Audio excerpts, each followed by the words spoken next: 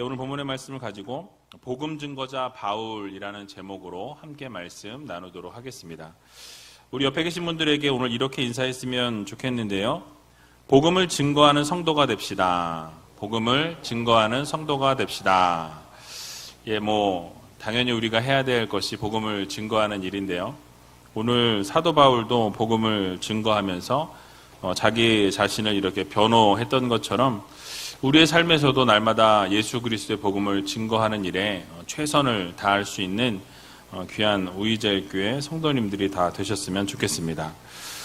오늘 벌써 하반기가 시작이 되었습니다. 오늘 하반기 시작하면서 다시 장로님들이 주관으로 이렇게 찬양 올려드렸는데요.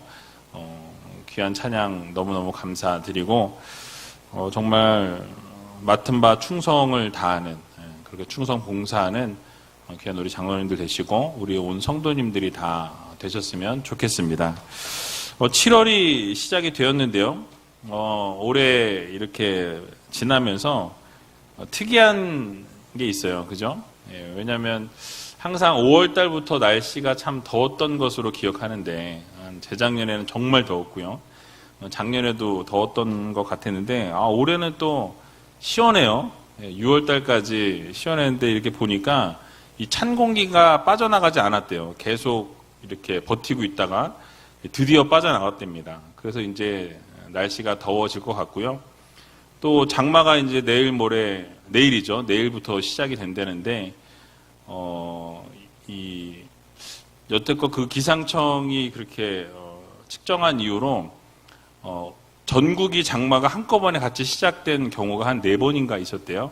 이번에도 전국에 원래 밑에서부터 이렇게 올라오는 게 정상인데 아마 그 뜨거운 공기가 찬 공기가 빠져나가면서 한꺼번에 같이 이렇게 장마가 시작되는 것 같습니다. 그래서 내일부터 장마가 시작되는데 여러분들 건강 조심하시고 어쨌든 그 찬 공기 덕분에 5월달, 6월달을 시원하게 보냈어요. 이제 앞으로 7월하고 8월 2달만 여름을 잘 보내고 나면 또 그 즐거운 가을을 맞이할 수 있지 않을까라는 생각에 참 감사하고요.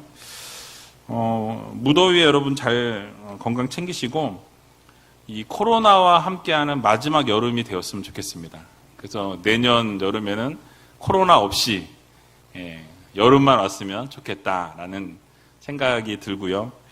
우리가 정말 함께 모여서 예전처럼 예배하고 기쁨으로 하나님을 찬양하고 어떤 제약 없이 이런 마스크를 쓰고 하는 그런 예배가 아니라 정말 우리가 이렇게 말하면 웃기지만 다닥다닥 붙어 앉아서 그런 날이 왔으면 좋겠습니다. 다닥다닥 붙어 앉아서 함께 예배할 수 있는 날이 속히 올 수 있도록 여러분들 지속적으로 기도해 주시길 부탁을 드립니다.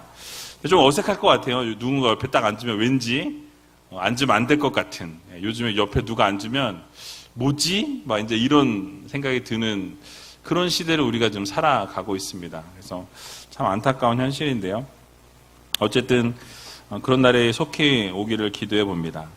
오늘 본문은 지난 설교에 이어서 이 바울이 이 아그리빠 왕 앞에서 자신을 변론하는 부분인데요.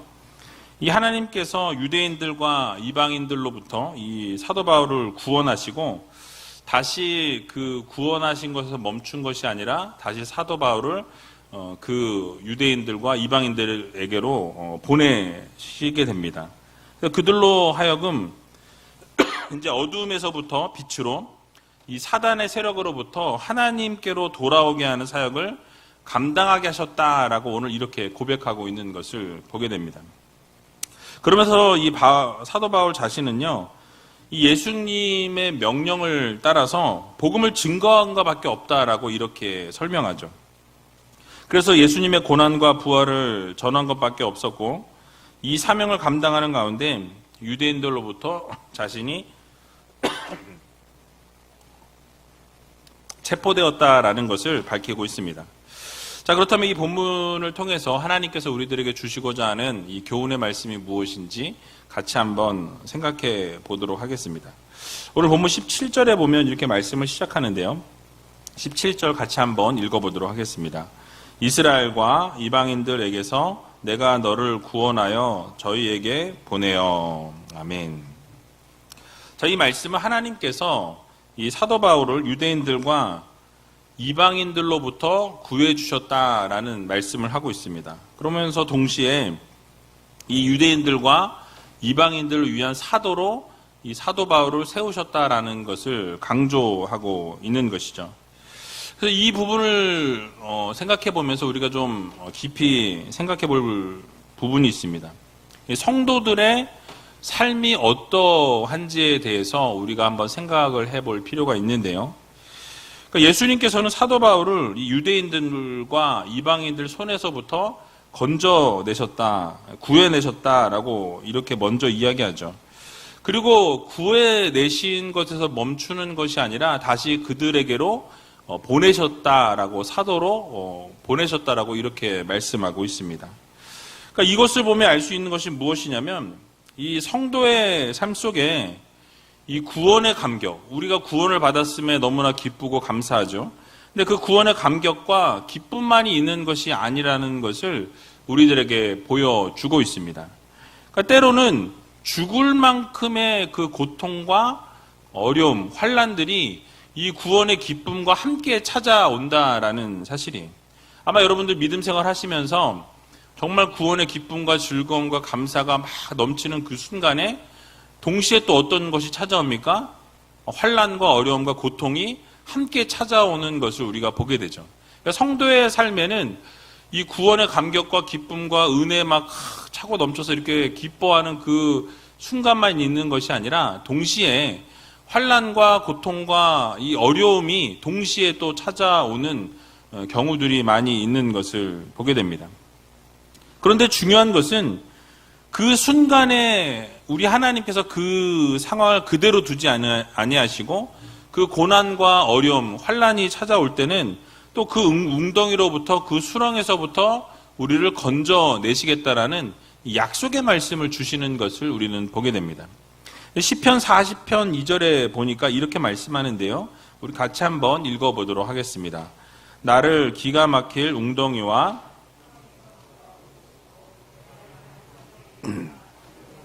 경고케 하셨도다. 아멘. 그러니까 이것이 바로 성도들의 삶이다라는 것을 우리들에게 말씀해 주죠. 구원의 은혜와 그 구원의 감격, 예수 그리스도의 그 사랑의 그 은혜를 우리가 생각하다 보면 어느새 또 힘들고 어려운 그런 사지로 떨어지는 것을 경험한다라는 것이죠. 그래서 이제 정말 이제 죽는구나, 이제 이게 마지막이구나, 죽고 망하는가 보다 라고 할 그때에 또 하나님이 우리를 건져내시고 살려내시는, 구원해내시는 그 끌어올려 주시는 그런 삶을 우리가 경험하게 된다라는 것이죠. 그래서 고난이나 환난 중에서 우리가 기뻐할 수 있게 되고 또 그 자리에서 일어설 수 있는 이유는 결국 하나님께서 또 우리가 이 저 밑바닥 가운데 있을 때 그냥 두지 아니하시고 우리를 회복시켜 주시고 결국 건져내시고 살려내신다라는 이 그 소망이 우리의 삶에 늘 존재한다라는 것이죠. 그것을 믿기 때문에 우리가 다시 일어날 수 있는 힘이 있고 일어날 수 있는 이유가 된다라는 사실이. 그래서 시편 50편 15절을 보게 되면 이렇게 우리들에게 말씀하고 있는 것을 보게 됩니다. 우리 같이 한번 읽어보겠습니다. 환난 날에 나를 부르라. 내가 너를 건지리니 내가 나를 영화롭게 하리로다. 아멘. 그러니까 환난 날에 어떻게 하래요? 하나님을 부르라 라고 말씀하죠. 찾으라고 말씀합니다. 그러면 하나님이 어떻게 하신대요? 여러분들을 건져내시겠다라고 분명하게 약속해 주고 있습니다. 그래서 우리가 어두움 가운데, 좌절과 절망 가운데, 낙심 가운데 있을 때 우리를 그대로 두지 아니하시고 하나님께서는 반드시 우리가 부르짖으면 하나님 앞에 소리내어 기도하고 또 하나님 앞에 간절히 구하면 우리를 반드시 그곳에서부터 건져내시겠다라는 약속의 말씀을 주고 계신다라는 것이죠. 또 로마서 5장 3절에서 4절을 보게 되면 또 이렇게 말씀합니다. 같이 한번 또 읽어보겠습니다. 다만 이뿐 아니라 우리가 환난 중에도 즐거워하나니 이는 환난은 인내를, 인내는 연단을, 연단은 소망을 이루는 줄 알미로다. 아멘. 자, 여러분 뭐라고 말씀합니까? 환난 중에도 우리가 기뻐할 수 있다라고 말씀하죠. 여러분 이게 뭐 우리가 제정신이 아닌가요? 환난이 있는데 기뻐한다. 그러면 좀 이런 거 아니야? 이제 이런 생각을 우리가 세상에서는 할 수 있죠. 환난 가운데 어려움 가운데 있는데 기뻐한다라는 게 앞뒤가 안 맞는 것처럼 보입니다. 그런데 이 로마서 말씀을 보니까 뭐라고 말씀하죠? 환난은 인내는 연단을, 연단은 결국 뭘 이룬다고요? 소망을 이룬다고 말씀합니다. 결국 우리가 당장은 환난 가운데 있고, 당장은 어려움 가운데 있고, 당장은 정말 좌절하고 실망하는 그 상황 가운데 놓여 있지만, 우리는 결국 그러한 연단들을 통해서 이 환난이 결국 무엇으로 바뀌어집니까? 소망으로 바뀌어진다라는 거예요. 그렇기 때문에 우리는 그 환난 가운데서도 어떻게 할 수 있다? 네, 즐거워할 수 있다. 기뻐할 수 있다라고 성경을 말씀하고 있는 거예요. 그러니까 세상이 바라보는 관점과 하나님의 자녀들의 관점은 다르다라는 거죠. 왜냐하면 환난 가운데서도 기뻐할 수 있고 어려움 가운데 고난 가운데서도 성도들은 즐거워할 수 있는 이유가 그 소망을 바라보면서 우리가 그것을 견뎌내고 인내하고 연단받기 때문에 그 소망을 생각하면 우리가 그것을 기뻐할 수 있는 믿음을 갖게 된다라는 것을 말씀하고 있는 것이죠. 자, 결국 무엇을 이야기합니까? 이 성도들의 삶 속에 여러분의 삶에 환난이 있고 고통이 있고 아픔이 있고 좌절이 있고 절망이 있고 낙심이 있을 때 여러분 그곳에서 넘어져서 쓰러져서 그 자리에 그냥 울고 있고 그 자리에서 그냥 모든 것을 다 포기하고 있는 것이 성도의 모습이 아니라 성도라는 그 하나님의 자녀 백성이라는 사람들은 어떻게 해야 된다고 말씀합니까? 소망을 품는 거예요. 지금 당장 어렵지만, 당장은 고통스럽지만, 당장은 환난 가운데 있지만 결국 이것을 통해서 우리가 하나님께서 우리를 연단하시고 훈련하시고 결국 우리를 세워나가실 하나님을 바라보면서 소망을 품고 나아가는 것이 바로 성도들의 삶이라고 오늘 성경은 말씀하고 있습니다. 그래서 여러분 우리가 기쁨이 있을 때 구원의 기쁨과 감격과 은혜가 넘칠 때는 뭘 해야 되냐면 환난이 올 것을 대비해야 돼요.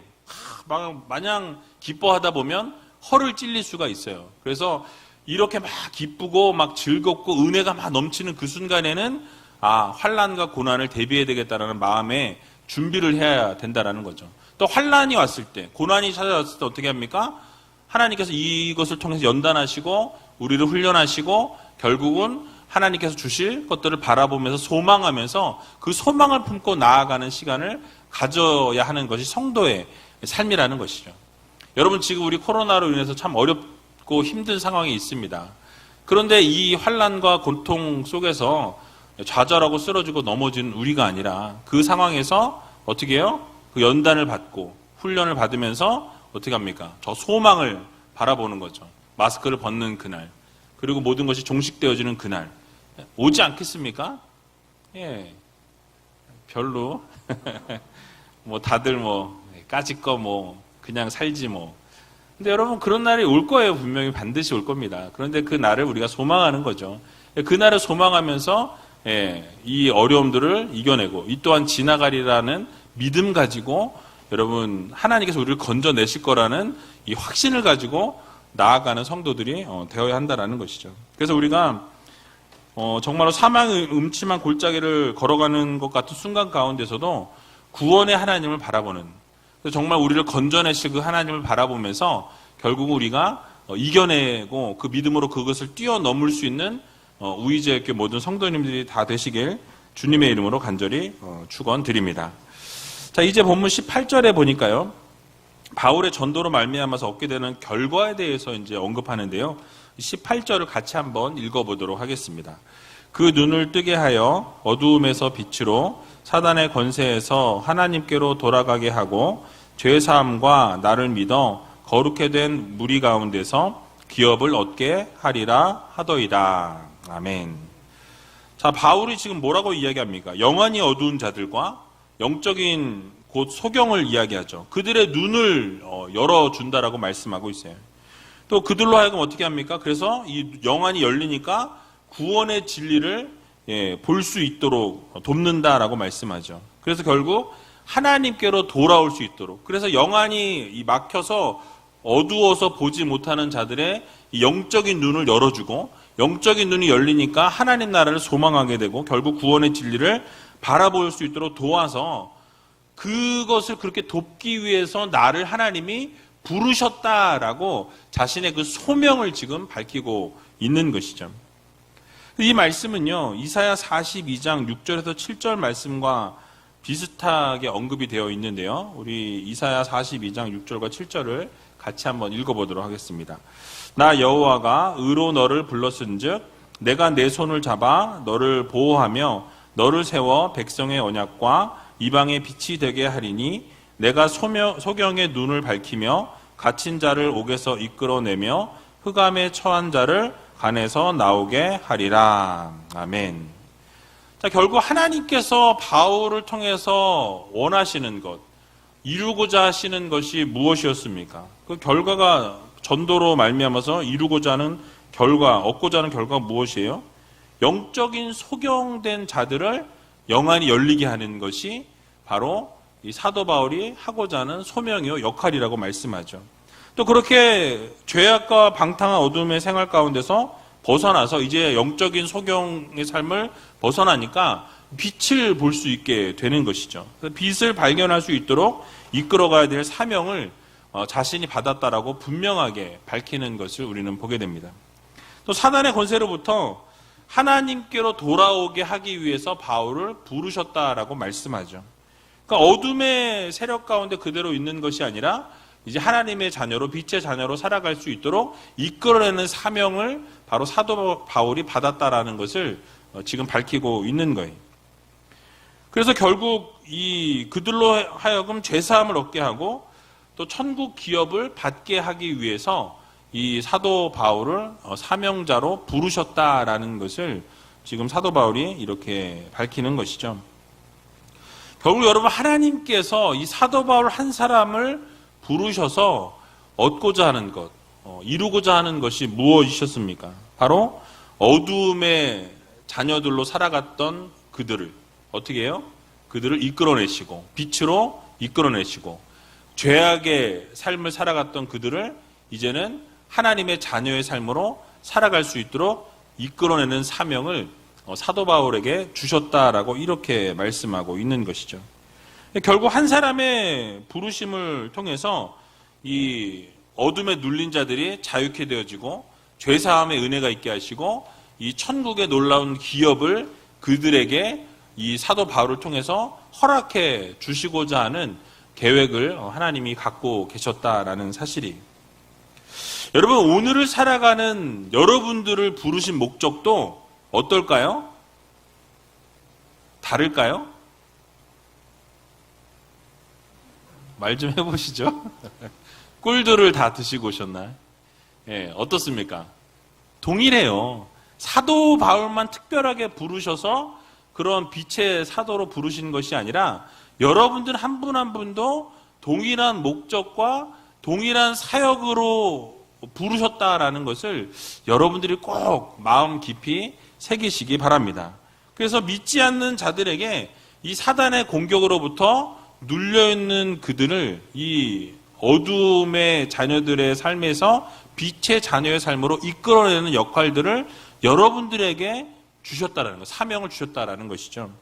그래서 우리 복음 증거자의 사명을 우리에게 주셨다라는 것을 꼭 반드시 기억하셔야 할 것입니다. 그래서 누가복음 4장 18절에서 19절에 보면 이렇게 말씀하고 있습니다. 우리 같이 한번 읽어보도록 하겠습니다. 주의 성령이 내게 임하셨으니 이는 가난한 자에게 복음을 전하게 하시려고 내게 기름을 부으시고 나를 보내사 포로된 자에게 자유를, 눈먼 자에게 다시 보게 함을 전파하며 눌린 자를 자유케 하고 주의 은혜의 해를 전파하게 하려 하심이라 하였더라. 아멘.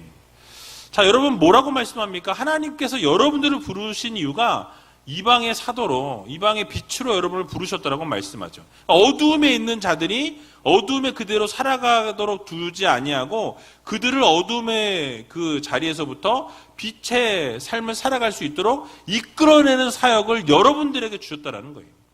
바로 복음 증거자의 사명을 사도 바울에게뿐만 아니라 여러분들에게도 동일하게 주셨다라는 것을 여러분 모두 믿으시기 바랍니다. 그래서 우리를 부르신 목적이 무엇이냐? 바로 빛으로 인도하라고 우리를 부르셨어요. 사단의 권세로부터 묶여있는 자들을 하나님께로 돌아오도록 이끌어주는 역할을 여러분들에게 맡기셨다라는 것이죠. 그래서 그 믿지 않는 자들로 하여금 예수 그리스도를 믿게 하고 예수 그리스도를 받아들이게 하고 예수 그리스도를 섬기는 자로 세워나가는 역할들을 감당하도록 여러분들을 성도로 하나님의 자녀로 하나님의 백성으로 불러주셨다라는 것 여러분 꼭 기억하시기 바랍니다.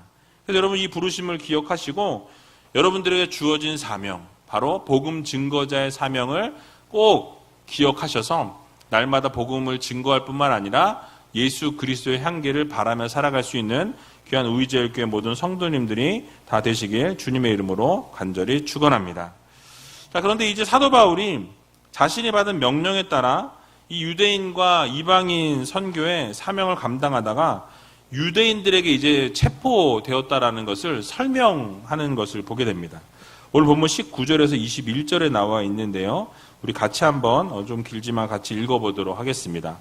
아그리빠 왕이여, 그러므로 하늘에서 보이신 것을 내가 거스르지 아니하고 먼저 다메섹에와 또 예루살렘에 있는 사람과 유대 온 땅과 이방인에게까지 회개하고 하나님께로 돌아가서 회개에 합당한 일을 행하라 선전함으로 유대인들이 성전에서 나를 잡아 죽이고자 하였으나. 아멘.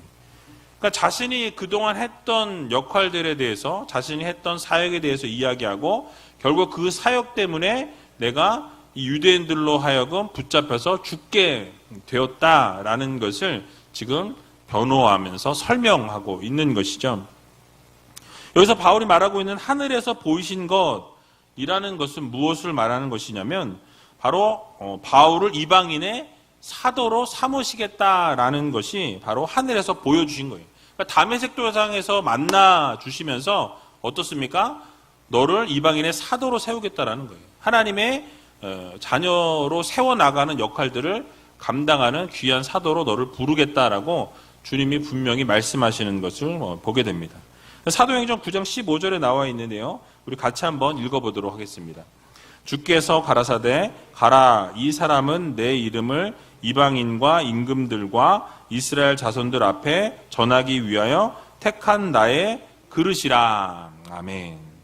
그러니까 모든 예수 그리스도의 이름을 예루살렘과 유대와 온 사마리아 땅끝까지 이르러 복음을 증거하는 이방인의 빛으로 그릇으로 삼았다라고 이렇게 말씀하고 있는 것을 보게 되죠. 결국 이방인의 사도로 부르심을 입었다라는 이 사명의식, 소명의식을 다시 한번 일깨워 주시는 것을 보게 됩니다. 그래서 이 사명을 받은 이 사도 바울은 어떻습니까? 이제 내가 그 사명을 받았기 때문에 이 사명을 위해서는 내 목숨도 조금도 아끼지 아니하고 그동안 내가 귀하게 여겼던 것들도 다 배설물처럼 여기는 그런 삶을 살겠노라고 결단하고 그 복음 증거자의 사명을 위해서 헌신하는 것을 우리는 보게 됩니다. 그래서 여러분 우리도 이런 바울의 모습을 보면서 분명한 소명의식을 가져야 한다라는 사실이에요. 여러분 이 땅 가운데 보내어진 목적이 무엇인지를 아는 사람과 내가 살아가는 목적이 전혀 없는 사람과의 삶은 완전히 다른 것을 우리가 보게 되죠. 그러니까 여러분 이 땅에 보내어진 목적이 무엇인지 알고 살아가는 사람은요 정말 열정적으로 살고 열심으로 살아갑니다. 그러니까 소명이 있는 사람의 특징은 내가 받은 소명이 무엇인지 알고 내가 받은 하나님으로부터 받은 이 땅 가운데 보내어진 목적이 무엇인지 아는 사람은요 그냥 허투루 살 수가 없어요. 대충 살아갈 수가 없습니다. 왜요? 내가 여기에 있는 목적을 알기 때문에 내가 여기 왜 부르셨는지를 알기 때문에 대충 살아갈 수가 없는 거예요. 최선을 다할 수밖에 없고 열정적으로 할 수밖에 없고 열심을 가지고 살아갈 수밖에 없는 것입니다. 그런데 여러분 어떻습니까? 소명이 없는 사람들의 특징 어때요? 하는 일마다 대충해요. 시간만 때우는 거죠. 대충 이것만 어떻게 넘기고 그냥 이렇게 그냥 뭐라 그럴까요? 얇고 길게 가자. 뭐 이제 이런 거죠. 그렇게 대충대충 인생을 허비하는 것을 보게 되죠. 그러니까 분명한 목적 의식과 하나님으로부터 우리가 소명을 받았다라는 것을 여러분 우리가 마음에 새기게 되면 이 순간순간 이 시간들을 대충대충 보낼 수가 절대로 없다라는 사실이에요.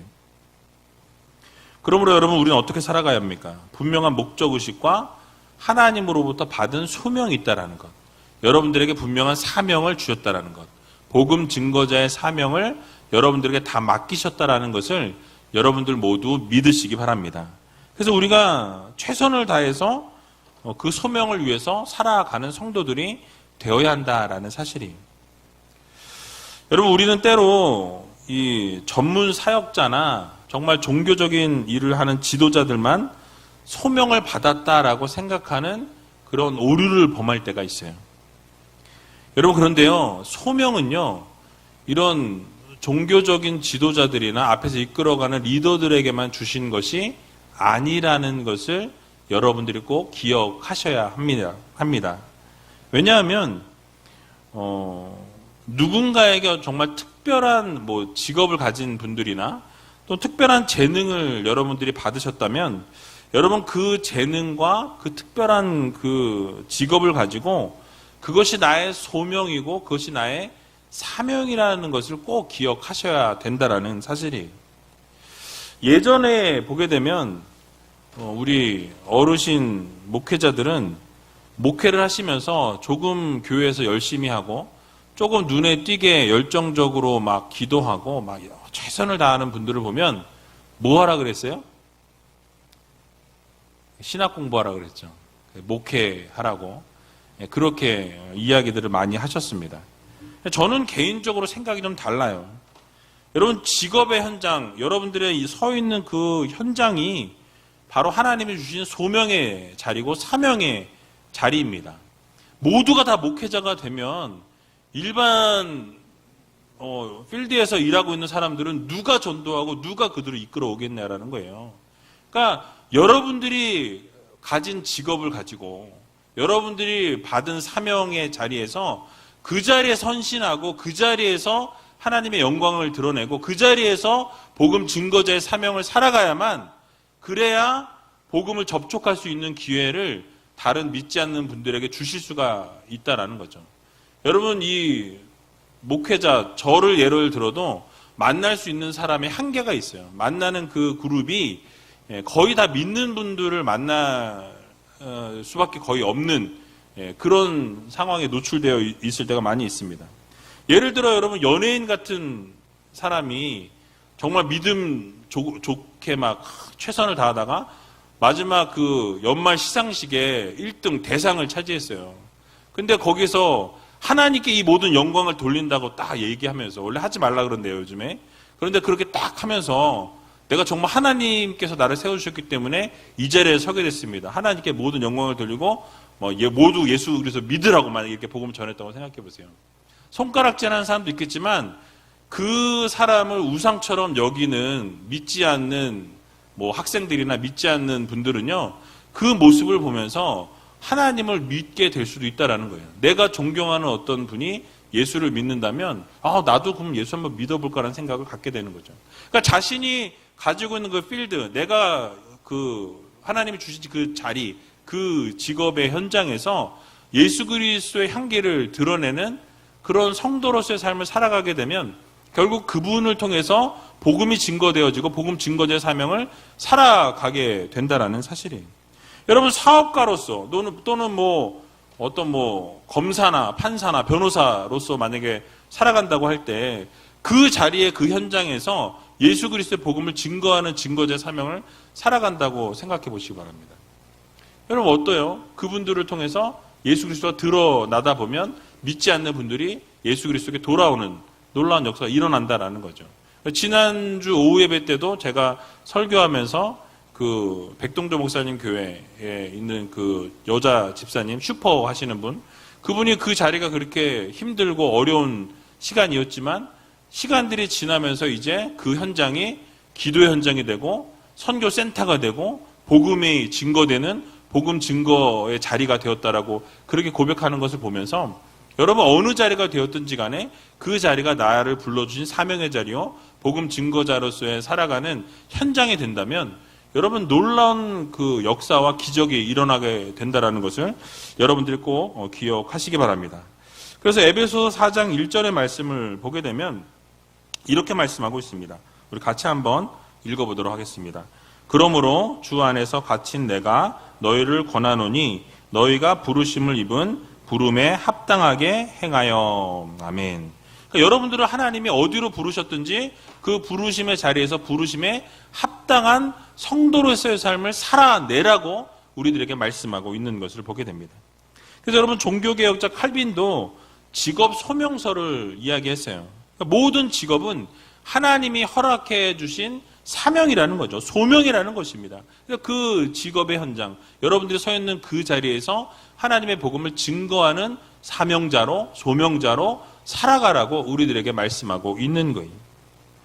여러분, 그래서 하나님의 부르심을 받은 우리가 성도라는 것을 기억하면서 우리의 의무는 복음 증거자의 사명, 복음 증거하는 성도로서의 삶을 살아가야 한다는 것을 여러분 기억하시기 바랍니다.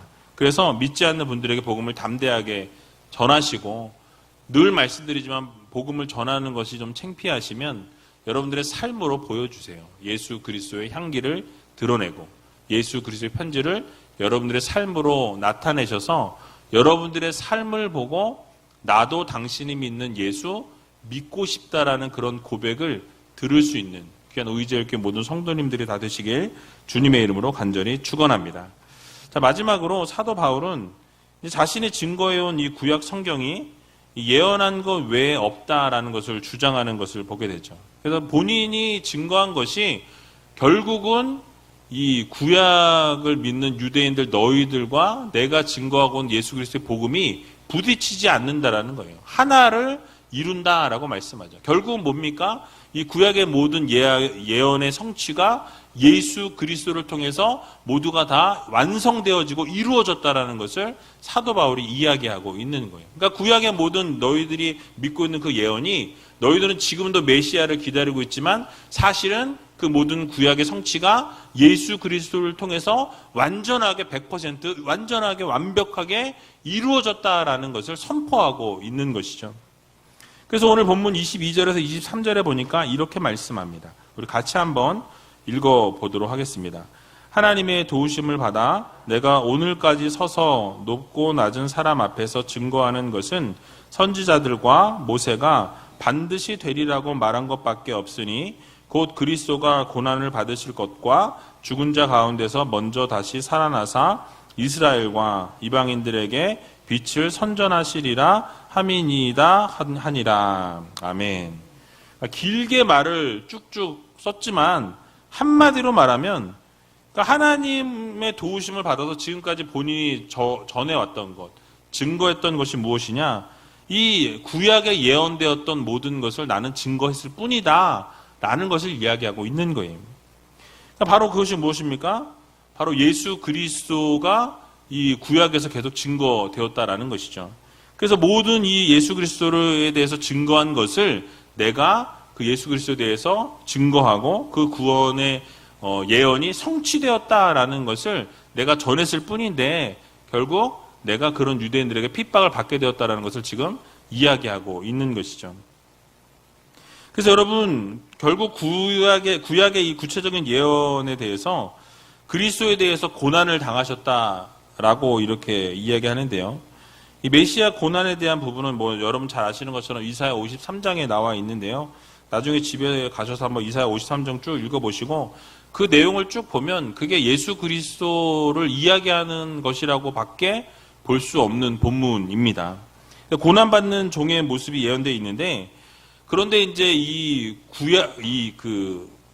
유대 종교 지도자들은 뭐냐면 메시아로 오시는 이가 정치적인 왕이면서 정말 뭐 대단한 이렇게 뭐라 그럴까요? 엄청난 왕으로서의 등극을 이렇게 생각하고 그것을 이제 꿈꿨는데 뭐예요? 아주 연약하고 가냘프고 아주 종의 형체, 종의 모습으로 이렇게 아주 불쌍한 모습으로 와서 죽음을 당하는 말도 안 되는 그 메시아의 모습이라고 생각하라니까 그게 부딪히는 거죠. 그런데 결국 무엇입니까? 이것이 예수 그리스도를 가르치는 것이 맞다라고 지금 사도 바울은 강조하고 있는 거예요. 그러니까 유대인들은 메시아에게 결코 적용할 수 없는 것으로 생각하고 있지만 사실은 이 모든 구약에 예언되어 있는 모든 이 메시아는 예수 그리스도를 통해서 완성되어지고 결국 예수 그리스도를 예언하고 그것이 예수 그리스도를 말하고 있는 것이라고 강조하고 있는 것이죠. 그리고 바울은 이어서 주님께서 고난을 받으시고 결국 죽으시고 살아나셔서 부활의 첫 열매가 되셨다라고 말씀하죠. 근데 이거를 이야기하고 이거를 선포할 때 결국 바울이 이것 때문에 유대인들에게 핍박을 받게 되었다라고 이야기하고 있습니다. 여러분, 그러나 우리가 기억해야 될 것은 무엇입니까? 바로 바울이 증거한 것이 진리였고 사실이었다라는 사실이에요. 아무리 핍박하고 아무리 때리고 아무리 정말 죽이려고 했을지라도 진실은 변할 수 없는 거예요. 진리는 바뀔 수 없는 것입니다. 아무리 그것을 감추려고 하고 아무리 찍어 누르려고 하고 아무리 무엇을 변화시키려고 해도 진리는 바뀌지 않아요. 예수 그리스도는 진리라는 것을 여러분 모두 믿으시기 바랍니다. 예수 그리스도를 통해서 구원이 있고요. 예수 그리스도 없이는 하나님 앞으로 나아갈 수 있는 자가 단 한 사람도 없다라는 것이 분명히 성경을 통해서 우리에게 증거되고 있다라는 사실이에요. 그래서 여러분, 우리의 모습 가운데도 이런 사도 바울의 모습, 끝까지 자신의 뜻을 굽히지 않는, 정말 목에 칼이 들어와도 복음 증거자의 사명을 지켜내고 예수 그리스도의 증거자로서의 삶을 끝까지 살아내는 그런 성도들의 모습이 우리 가운데 필요하다라는 것을 우리는 꼭 기억해야 할 것입니다. 그래서 모든 성경은요, 예수 그리스도를 관통한다라는 거예요. 그래서 구약의 모든 말씀은 예수 그리스도를 이렇게 통하지 않고는 지나갈 수가 없는 거예요. 모든 것이 예수 그리스도를 향해 있다라는 것을 우리가 기억해야 할 것입니다. 그래서 주님이 없이는 구원이 없고 모든 구약의 말씀이 예수 그리스도를 통해서 완전하게 완벽하게 이렇게 완성이 되었다라는 이 사실을 여러분들 모두 믿으시기 바랍니다. 그러므로 우리는 이 유대인들과 같은 오류를 범해서는 안 된다라는 것이죠. 오늘 이 밤에 예수님을 우리 마음 깊이 여러분 새기시고 부활의 첫 열매가 되어주신 예수 그리스도를 우리가 바라보면서 이 땅에 소망을 두고 살아가는 우리가 아니라 저 천국에 소망을 두고 하나님께서 우리에게 주신 이 소명, 이 사명, 복음 증거자의 이 사명을 우리도 정말 우리의 생명을 던지기까지, 이 생명을 걸기까지 그 복음 증거자의 사명을 끝까지 지켜낼 수 있는 저와 여러분들이 다 되시길 주님의 이름으로 간절히 축원드립니다.